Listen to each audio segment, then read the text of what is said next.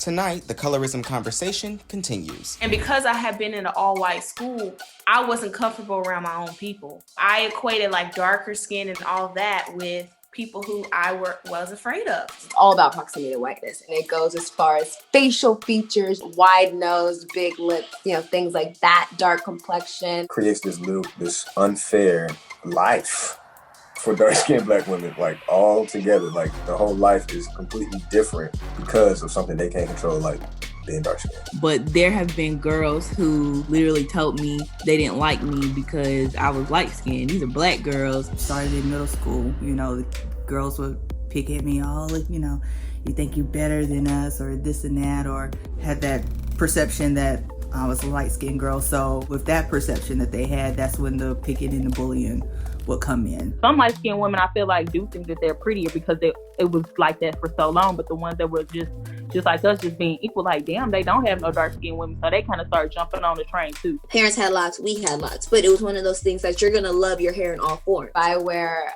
twists, it's like, oh, and I'm just like, y'all don't do this for other people. I would wear my hair in an afro post right before I got locks. My siblings would have their hair, and we were all like, people would just call us names, like mean names, African booty scratcher and booty licker, all these things. No matter where you go in the world, dark-skinned people are at the bottom of society, and that can't be just something that's taught in the home. Someone has literally told me, I know you have a pretty vagina because you're a lighter skin tone. What? Yeah. Part 2 of the conversation starts right now. Welcome back to part 2 of the colorism conversation. Tonight we delve deeper into the different aspects of colorism and how they can affect the lives of Black America. Now we all know how big of an issue hair can be, but what happens when your grade of hair isn't that highly favored?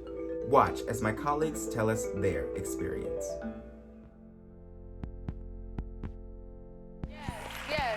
My question to you, have you ever experienced hair discrimination? Oh, for sure. I mean, between hair discrimination, but more so upon myself. Do you know what I mean? Like, just having my own insecurities about my hair. And I remember this one thing specifically. I was looking at this magazine and it said what beauty looked like. And it was all women that did not look like me, with blonde hair. And I was thinking, well, if that's what beauty looks like, then where do I fit in? Wow. And it's just so interesting because you put all these visuals out here. I think, media is responsible for that. These different companies are responsible for that. So you have to be really careful because I think as a kid, you want to be able to see yourself, through so many different women. That's why this show is so important. And, social media is so important. We have to remember, it's more than just us. It's what we see all over social media. It's the big, beautiful, loose curls with honey blonde highlights. Everyone doesn't have that. Everyone certainly doesn't have that naturally. Honey blonde hair, come on, really? It's still trying to get back to that sort of almost straight type of hair. Like if you're not gonna have straight hair, then let's have those big juicy round curls that we see white girls who have curly hair have. I want us to be able to celebrate the entire scope of natural hair and textured hair and Black hair instead of this tiny little bubble that we tend to put ourselves in that's still, to a certain extent, still upholding European standards of beauty and not our own standards of beauty. So my parents raised us, we all had locks growing up. Parents had locks, we had locks, but it was one of those things that you're gonna love your hair in all forms. Even if you gotta deal with people talking shit about you, you're gonna learn how to back yourself up, You're gonna learn what that looks like. Elementary school, my first time going to a public school when we moved to Georgia, actually, which is wild. You know what I'm saying? A public school in Georgia, that's where I had my first interaction with colorism. I would wear my hair in an afro post right before I got locks. My siblings would have their hair, and we were all people would just call us names, like mean names. They call people African booty scratcher and booty licker, all these things. Kids are mean. Kids are mean. They used to call them that, but it's you're Black and you're Latina. What are y'all talking about? You know what I'm saying? And I went to a predominantly Black school. It was a public school, That was one of those things that it was just confusing. You know, I don't think it took a huge toll on me in terms of how I grew up and saw myself, but it was just always interesting because it was confusing because I'm like, well, you got the same hair as me. You just did something different with it.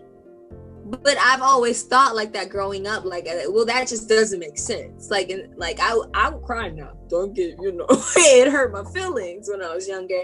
But also it's just like, I'm confused. Why is that? Why are you calling me mean names because of how I have my hair? When you know what I'm saying? Your hair is exactly the same. You had a pump ball last week, girl. What are you talking about? You know what I'm saying? You haven't brushed your hair. You haven't gotten a haircut. Like, we are not in the position to be talking about each other, because we're all the same. When I wear braids or if I wear twist or, it's like, oh, and I'm just like, y'all don't do this for other people. You don't. And also I'd say colorism and like dark skin with hair, like hair type and colorism are like best friends, at least from my perspective.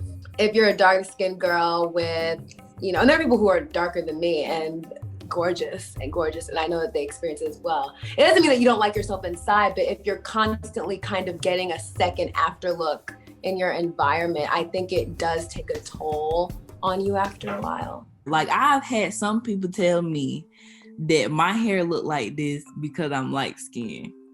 Some people will associate like bad hair with being dark skinned or having a really, really coarse, like 4C hair with being dark skinned, and like that's not true. Like, it is light skinned women with some real rough naps. Like, that's not true. It's the same effect when we started wearing bushes, and your parents were okay until you had to go get a job. First thing they told you to do was what? Cut your hair, because they're not going to take you with your hair that looking like that. If you had dread, cover them up or take them off. And you're saying, but wait a minute, that's my identity. You see, so do I give up my identity to have a job? And how happy will I be? Not very. All about proximity to whiteness, and that goes as far as skin color, and it goes as far as facial features, you know what I mean? Like, you wide nose, big lips, things like that, dark complexion, strong features that are gorgeous. And then you get into hair where you've got like, maybe like what I would call mixed. It's really not mixed, but that's me, right? Society. I call it mixed people hair, where it's like 3C, 4A. It's like curly, but it's not like kinky, and I feel like the closer you get to each extreme, it's like the way that society sees you as beautiful goes in those same directions. I've never had blonde hair because I was always scared that someone was gonna say that I looked ghetto growing up. Wigs will do wonders for your morale. That's what I'm gonna say. Okay. I was like, I want to change my hair color. I always want to keep my hair black. I was going to keep my hair black. It wasn't that I necessarily wanted to keep my hair black. It was that I understood the negative connotation that came with someone who was dark having lighter hair or changing their hair color or making it pink or red or blue. When you're dark and you've got cornrows, you're netty, right? You're Sealy and you're netty when you're dark skinned. But when you're light skinned, you bad and bougie. It depends on what you see. You might see, as black in the black community, we'll see somebody with straight hair and we're like, oh, like, they're put together. Like, we automatically think, oh, they got their hair done straight. They're all neat. They're put together. They're the bougie black people. You know what I'm saying? So with me having my hair, straight or like anything like that, oh, she's fine. She's trying, she can fit in perfectly. But as soon as I start wearing a fro, it's like, I don't fit into a standard that you've created, And so I think that's why I wear it more than I used to, because I'm like, whose standard did you create? You didn't create any standard. God created the standard, first of all. And second of all, you stole a standard. So we're not going to talk about that. But yes, so I rock my fro now. I rock it whenever I want to. And I still do straight hair, but it's because I want to wear that style for that day. My sisters, well, one had the curly hair that was semi-straight, down her back, beautiful hair. The other one had the very thick hair, again, down her back, but it was so thick, but it was like, wow, look at that girl's hair. And then you had Karen. And mine, it was like, what happened? You know what I'm saying? And I can't honestly say mine was in between the two of them because, honey, if you didn't put a brush and a comb and a hot comb on a good day, my hair would go, oh, really? Not today. So, that when you don't have a crown, I feel, on your head that you can be proud of, that starts it.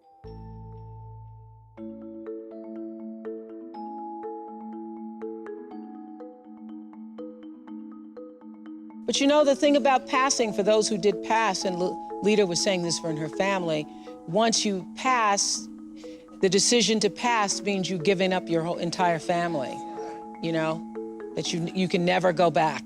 Because you all understand that, right? Because if you're passing, you just can't have your black mother show up.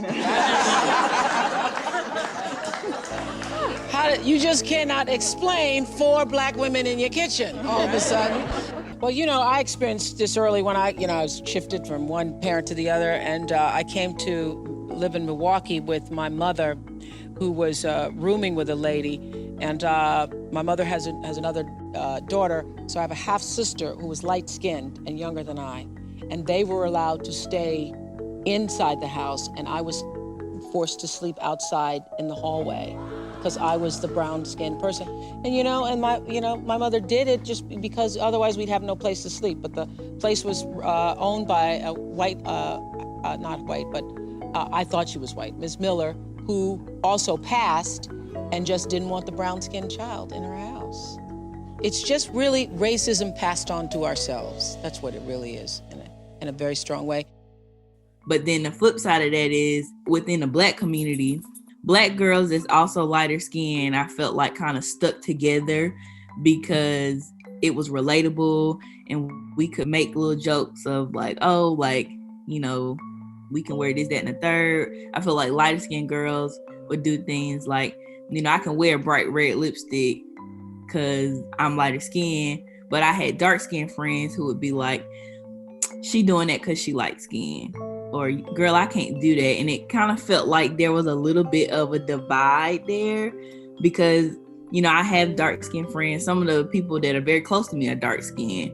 But there have been girls who, literally told me they didn't like me because I was light-skinned. These are Black girls.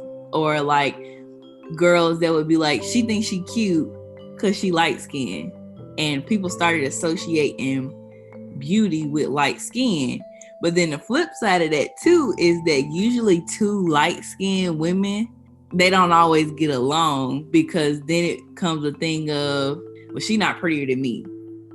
I remember even in college, like with one of my close friends, I never realized how light I am. Like when I look at me and other like brown-skinned people or light brown people, I really think in my head that we're the same complexion. But they will quickly point out, like, no, like you're lighter, like that's not a thing. And it's just, I don't know. I just feel like it didn't affect me, yet everybody around me was affected. Started in middle school, the girls would pick at me all, you think you better than us or this and that, or they thought that I was stuck up and I was better than, just because they maybe had that perception that I was light-skinned. I was a light-skinned girl, so that was the mindset that I had. So with that perception that they had, that's when the picking and the bullying would come in. But like I said, as growing up, I never associated that to colorism. So I went to PWI first, then I went to an HBCU. The HBCU is where the transition happened. When I was at the PWI, I was still, I went to an all-white school for high school, from kindergarten to high school. Then I went to a PWI. So in my head, I was like, I want a light-skinned guy, because I was thinking about my kids. I was like, I want a light-skinned kid. And I don't understand why I thought that was just, I don't know. And so not even a light-skinned kid, the whole issue of like hair. I was like, I want my kid to have like the good hair. And so I, would always lean towards lighter skinned guys. And I have no clue. I think it was just a subconscious thing because I went to a predominantly white school, but I went to church in an all black area.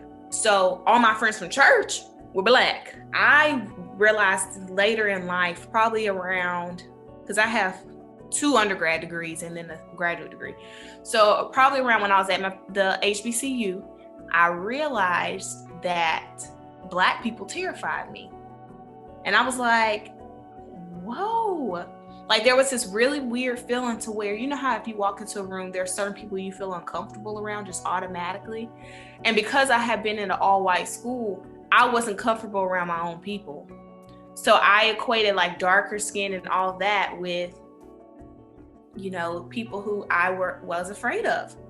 And it wasn't until I went to an HBCU that I started to realize like, wow, like I'm afraid of my own people. Like I feel more comfortable around white people, and that's a scary thought, Growing up in a predominantly like white town and being around that negative energy, I thought I was ugly. I didn't like my skin. I used to tell my parents like I wish I was like lighter. And it's so crazy because I just had this conversation with my sister because she experienced it too growing up in Bayonne, New Jersey. And she's darker than me. And she's got called some crazy ass stuff too. And I was telling her that, oh, I've experienced like something similar. She was like, why did you? Because like you're lighter. Why did you go through that? And I was like, because I hung out with like the whites.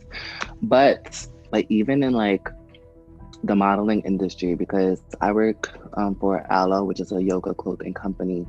And I was in the store yesterday and I was looking at one of the pictures, like the models modeling the clothing and everything. And I didn't see one dark girl on there. And it was just light skinned girls and white girls. And like, it's been like that for years and like any type, the entertainment industry, the fashion industry or whatever. But it wasn't even just a skin tone, like even like the green light eyes. And even like working for Aloe, I'm the only Black person there. It's all white women. I'm the only male like associate. I mean, there's other guys who work in stock, but as far as like the floor, I'm the only Black male there and Black person there. So it could be sometimes intimidating, and I always feel like I have to work harder than everyone else there.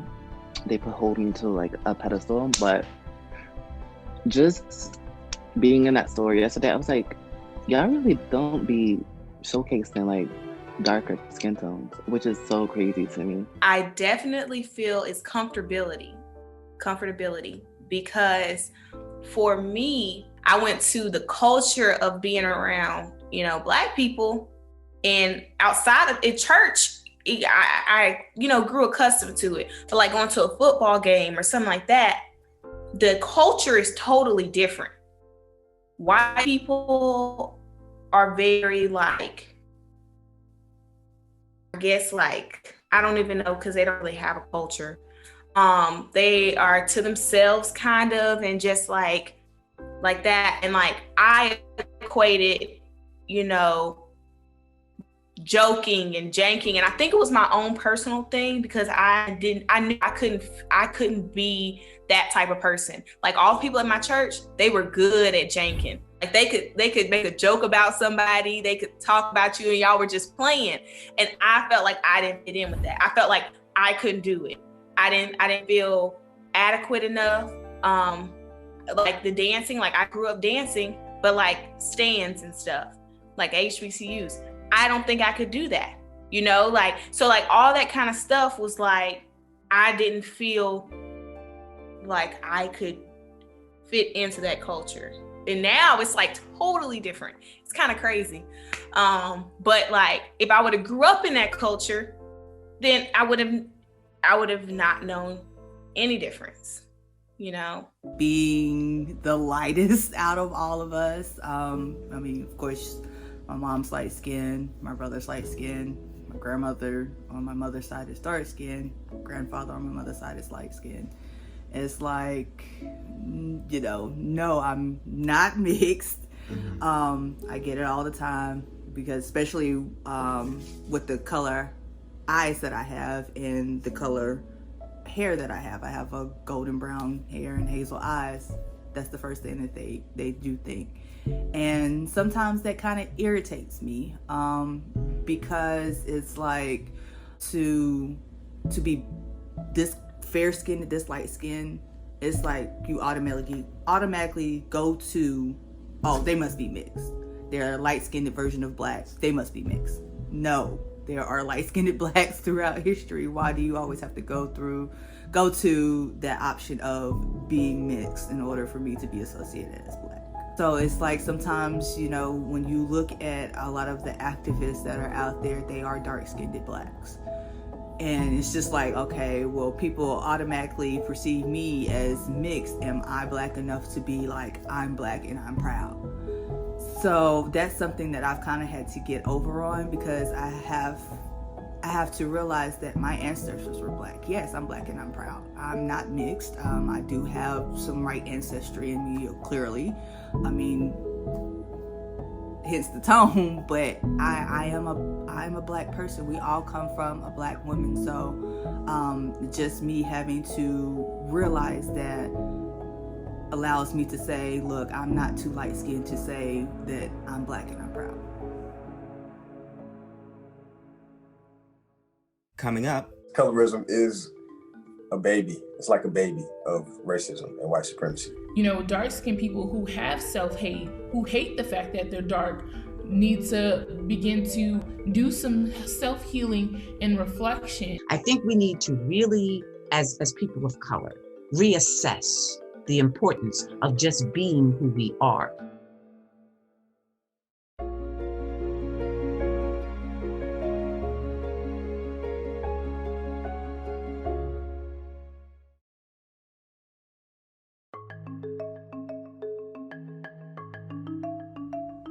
Now, if you're on the lighter end of the spectrum or you consider yourself to be light-skinned, have you ever sat and thought about how different your life may be, or the different perceptions you may have if you were a darker complexion? And if you're watching this and you are a darker color, what experiences do you believe you've had that may have been influenced by colorism?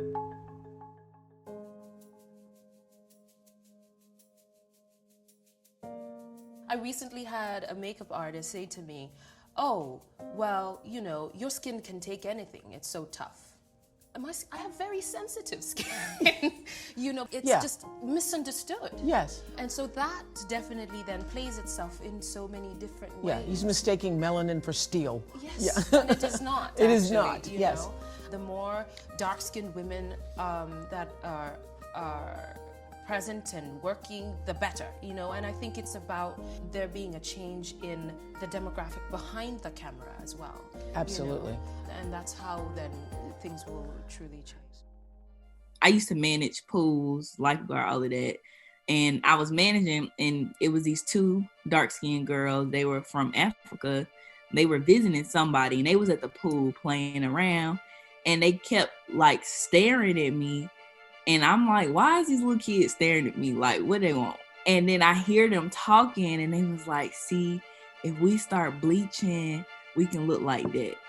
And I overheard it, and I was like, girl, no, like, you are beautiful the way you are. Like your skin looks great. Like, you don't have to change your skin to be beautiful. And I'll never forget, it was like, I guess, I don't know if the white lady had adopted them or what, but she came over and she was like, thank you, because they really been trying to get me to buy them bleaching cream, and I wouldn't do it because I don't feel like that's right, but I also didn't know what to do because I don't want them feeling unhappy. And I was like, that's crazy, because those little girls were probably anywhere between 10 and 12. So it's not like these were like super teenagers and things like that. And I think it's sad that people feel like the lighter you are, the better you are. because that's obviously not the case. Like, your skin is just your skin. You can't help that. So, I feel like it shouldn't be something that we focus so much on, but unfortunately we do. And I think, like I said, I benefit from the privilege of being a lighter skinned person, but I feel like it's definitely harder for darker skinned people because they don't benefit from that privilege and they always got the short end of the stick. Like, there's so many bad nicknames and things like that dark skinned people don't have to face that light skinned people just never will have to, and that's the sad part. The media is a gatekeeper for image in America, for sure, and probably the world, because the world has a similar view. Like, no matter where you go in the world, dark-skinned people are at the bottom of society, and that can't be just something that's taught in the home. I hold and agree. I hold this firm truth that if you're fair skinned, you have better opportunities. I am educated. I have 3 degrees. I can speak through a room. I can give a speech. I can do all of that. But if you put me next in an audition, in a commercial, anything, well, not right now because being Black with an afro is in. But if you put me next to someone who's a fairer skin, they're gonna, even if I perform way better than them, they have more of an opportunity because they're appealing to this standard that has been ingrained in white America since the dawn of time. That a fair skin equates with money, equates with status, equates with being the good Black person. So all of that, like, I'm too Black to make you comfortable. You know what I'm saying? If I don't speak, if I'm just sitting here and someone sees me and I have not said a word, they're gonna be like uncomfortable because they think that I am about to, because I have a fro, because I have a darker skin, they're gonna think that I'm about to like power to the people, them to death. You know what I'm saying? And it's not until I speak that white people become comfortable with me. And I feel like a lot of Black women feel this way, like they have to smile all the time. Yeah, that's okay. Thank you. Yes, thank you. I'm not aggressive. I'm not aggressive. I'm not aggressive. Like, that's exhausting.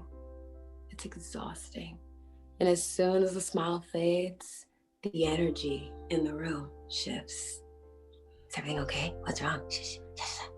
And it's like, you can't have a moment sometimes. And it shouldn't have to be that way. And when you go, no, I'm fine. It's like, oh, she got an attitude. If you're not smiling, you have an attitude. And so I feel like once again, the further away you are from whiteness, no matter what, Black people is more extreme. But regardless of what ethnicity you are, the further, the darker you are, the more you have to overcompensate for other people feeling intimidated, uncomfortable. When I used to have a different hairstyle or whatever like that, they felt comfortable, but I can see now that it's more like they feel a little timid. And then when they speak to me, they're like, oh, she's one of the good ones. Oh, she's fine. Joe, she's good, but you know what I'm saying? Like, there was one time, and I don't think it was because I was dark skinned, but I remember talking to this girl when I was in college, and she told me that she didn't want to talk to me because I was Black. I was too Black. But I think it was just because I was Black, not because I was dark skinned. But that was the only time that I feel like I've dealt with anything, because the guy that she did like, that I knew, who was my friend, was literally my color. So I was like, you just don't like Black guys. You like one Black guy. But yeah, that hasn't happened to me that way. For females, someone had literally told me, I know you have a pretty vagina because you're a lighter skin tone. Yeah.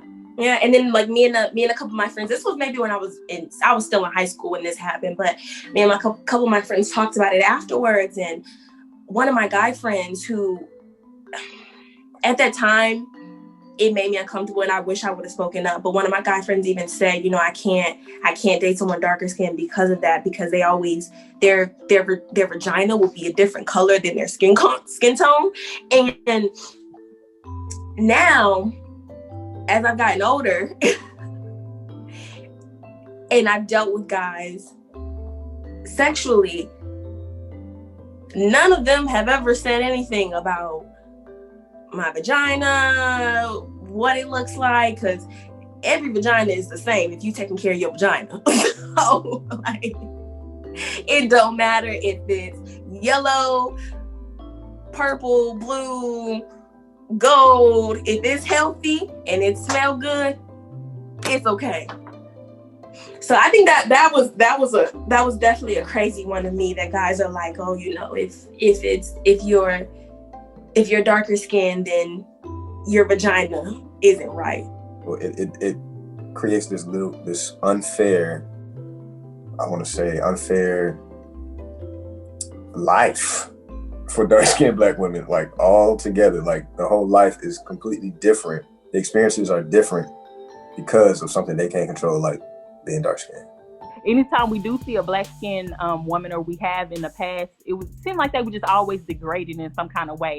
And if we see a light-skinned woman in that movie, on social media or whatever, they'll just seem like they're better. They'll just always make it seem like if it is a Black-skinned woman in any type of movies or social media, they always seem downgraded other than light-skinned women. For instance, like Jasmine Sullivan been in the industry for mad long. Like, why is she just now like thriving? And I have not seen her on like a billboard, and she was just posting how like, oh, I've been in this industry for mad long, but like I'm so ecstatic to be on a billboard in Times Square. And I'm like, she's like hella talented, she's beautiful, but she's a dark girl and a thicker girl. And it's just so sad that she has to work harder than other girls in the industry because of her skin and her weight. So social media plays a huge part in colorism, and I don't even think they notice, but they do. In media, when you look at, like, I've noticed all the time, especially since the news has been like crazy with everything going on, I've noticed all these like news anchors, these news women, these people who are out speaking in the public, and even like movies, you notice that women are of fairer skin, this hair that's acceptable. And I think Issa Rae kind of really broke that mold a little bit because of her show and because of her Blackness. She kind of allowed an area for people to find beauty in stuff other than fair-skinned women. I think that for me, I've always seen myself as beautiful. Like, nobody really ever had to tell me. I saw myself as beautiful, but I did see where opportunity is afforded more for someone with a fairer skin, for sure. Now, as we go forward in our daily lives, and this special is long over, the question I want to leave everyone with is, what steps do you think we can take in efforts to end colorism? I think the first thing is to educate. I think if we as artists start to develop plays and films and movies where the colors are blended, whether it's a film or a story about Black life, I feel you need to see all colors in there. You know, Bill Duke, he did a film called Dark Girls, and it talks poignantly about how dark girls are abused and misunderstood and so forth. And then there's another one, and I'm not sure who did it, and it was about light-skinned girls. And I'm saying, wow. So you see, even to this day, you're dividing us. When the person that can come and develop something where we're all flowers and we bloom at different times and we're different colors and shapes, and maybe I wiggle this way and you wiggle that way, why should it matter? I think we need to really, as people of color, reassess the importance of just being who we are, not by the color that we see.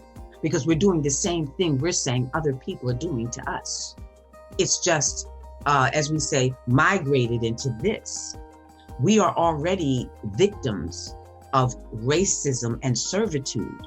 When will we ever be free if we don't allow each other the freedom to be different colors, to be different people?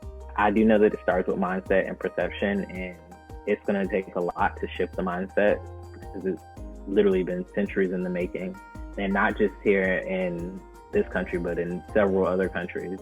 For me, I think the worst racism is the hidden, because you can't see it coming.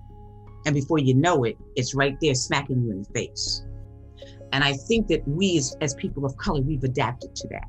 And that's not a good trait to have. To like smile in each other's faces and, you know, embrace each other. But when we walk away, there's 11 daggers. You know, we need to open up to each other. We need to stop judging. You know, I always have this saying, stop prophesizing, theorizing, and criticizing, and come on in and join, you know, this pot that we're making. It's okay to put your seasoning in that pot, and that you should not feel some kind of way. It should be okay that my hair is not like my sister's hair, and it still be good. You see, it's okay that my nose happens to be rounder than somebody else's nose that happens to be more keen. That we all have beauty in our ways, because if you search high and low, you will find Black women with keen features. You will find Black women with wide noses. You will find Black women and men with blue eyes, gray, and they're theirs. We're not talking about no contact lenses. Why? Because the melting pot started many centuries ago. We just haven't grown. I think it's time for us to grow now. Let's share our stories and make beautiful art so that the art can embrace the world. Colorism is a baby. It's like a baby of racism and white supremacy. It's people being lighter skinned and assimilating into whiteness to be accepted as not necessarily, maybe not white, but maybe those privileges that whiteness gives people. So in a world where there is no privilege, where we're all treated human, there would be no reason for people to prefer light-skinned people, or to want to be light-skinned, or to wear my hair a certain way because I can't do this, I can't wear this. People won't see me as a human because now I'm a Black girl, or now I'm a Black guy because my hair is this way, and not just a human or person that can play this role. Like I have my hair braided, so now I'm a thug. So now you don't see me as a business owner or somebody who can play anything, because you have a very one lane view of what you think Black people can be. And I don't think it will happen overnight either, though. It would be something that would have to be something that we actively work at. Like, we would have to actively work to make sure that there is equal representation of all shades of Black people and all types, and not just the light skin, long hair types or mixed types. We need to know that there are Black girls and Black people out here who are dark skinned, who have nappy hair, which isn't bad. It's not a bad thing. My hair nappy as hell. And I love that. They would just have to actively make sure that we are seeing that representation on a grand scale all the time. Like, push it all the time. And not just one time, one show every 5 years where we get to see that happen. It's like, okay, now what happens to the other people that are growing up and seeing that show that went off TV now? Now, what are we saying? Or that show hasn't gone off TV and y'all still playing it. You know what I'm saying? It has gone off TV and y'all still playing it, and it's the same. Have these very outdated stereotypes about Black women and Black people in general. Systematically, you know, we got to have more books that have a diverse range of colors. Literature that shows that all shades of colors can be anything, it can do anything. Erase stereotypes. I think one of the biggest ones, especially for the Black community, is like, sometimes we really shouldn't joke about these things because we're laughing through the pain. And although it's funny, like, there's jokes that are like, yo, like, I kind of just have to laugh. But after we're done laughing, We need to understand that the joke comes from truth, and we need to begin to address it. Until we end that, then there's no reason why colorism would end, because everybody is gunning to be accepted by whiteness, whether they think so or not. Most people are. Most Black people are, because that means now we're being viewed as human. Because white people are just viewed as human. They're not viewed as white people by white people. They're you just like me. But when you Black, oh, now you Black. Or now you this, or now you that. They put all these labels and they treat us differently because of it. And media is doing its job, I would say. It's changing in ways that it needs to. But I feel like it's also going to be like the parent kind of really double backing and stuff. Because you can get sidetracked and you can get lost in it, and I would say, and just start, blurting it out and not even know what you're saying is like being somebody that's has a negative look on it. So I would say overall, just like really paying attention to the media that's out there and really seeing like, what the show is actually doing too on there. So like, just like Martin's show, ha ha he he, this character is funny and stuff or whatever, he's joking on her and stuff, but then really kind of be like, when is this character gonna prevail on a different level? It's funny and stuff, but when is it was always kind of back and forth. And I know that's how like the sitcoms and stuff back then were made or whatever, but I would say really kind of pay attention to that with Disney Channel and stuff. I say for the kids, just really looking to see what they're watching and stuff, and holding Disney and all the media companies like responsible and stuff, and not just letting it slide. Breaking those stigmas and just really giving, our dark-skinned men and women the appreciation they deserve and stopping it. Which there are probably a bunch of many little steps that we have to take from like a systematic step point. But I think like the biggest things, just like racism, is like the people who benefit from colorism, they need to recognize that colorism exists, because there are people who benefit from it and there's people who don't believe in colorism. But if you name it, call it out and condemn it, just like you do with racism, and then just slowly it dwindles out and people won't understanding how their actions are actually wrong. Because some people actually don't know or don't even recognize what they're doing, but those who do know and receive no repercussions for their actions will continue to do it. And then the second part of that is stop teaching it in the home. So, the people who are not receiving repercussions, they keep spitting, hate speech, and their kids mirror it. They don't even have to teach it to their kids. Their kids just hear it. And then that's how the cycle continues. And the last point of it is like, dark-skinned people who have self-hate, who hate the fact that they're dark, need to begin to heal, do some self-healing and reflection, and really understand that they are beautiful, even currently without society mirroring that back to them, so that we also aren't spewing that hate to our kids, because there are dark-skinned people who teach their kids that they're dark-skinned too and they're not worth anything. And if they so happen to have a light-skinned child, they treat that child better. So just like racism and prejudice, it can come from the side that's benefiting and the side that's being hurt. So both ends have to address their problems. I remember I was playing tennis in high school. So the women's tennis team will play from like August. Well, we had summer like workouts from June, and then the season would end like October. So we're outside 4 or 5 hours a day. It's the South. I'm hot, I'm sweaty. And I remember this other dark-skinned girl from another team was laughing at her girlfriend, talking about, that girl looks blue-black, like she's blurple. And I was like, I actually had never heard that before till then, but I was actually in the middle of a match, so I couldn't even address it. But I was like, what? A fellow dark-skinned person is making fun of another dark-skinned person for being dark. I don't care if I look like charcoal. You don't say that to nobody, okay? And that's what I'm talking about with self-hate. because I feel like it was two things. Baby didn't think she was pretty, so she wanted to hate on me, and baby couldn't play tennis, so she also wanted to hate on me.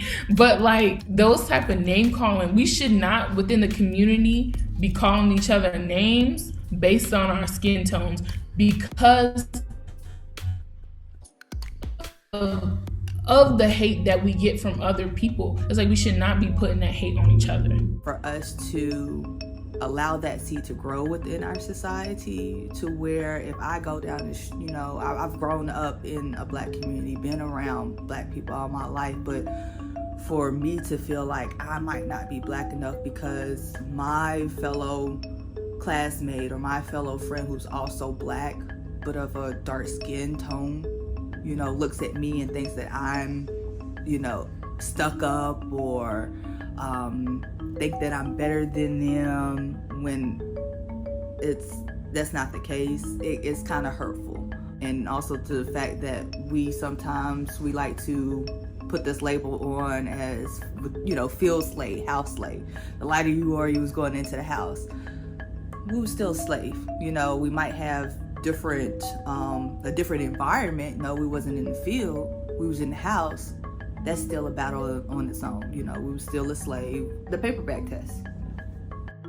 Why are we still comparing ourselves to the paper bag within this Black society? I don't like that. We're all Black. We're all of Black ancestry. So we just really do need to see ourselves as one species, as a unit. Because it's no point of us claiming Black unity when we're not united amongst ourselves and just on something real small and minor as our skin tone. A big thank you to everyone involved in this special project and to you for watching until the end. If you would like to share your own experience of colorism, leave a comment below and let's keep the conversation going. Until next time.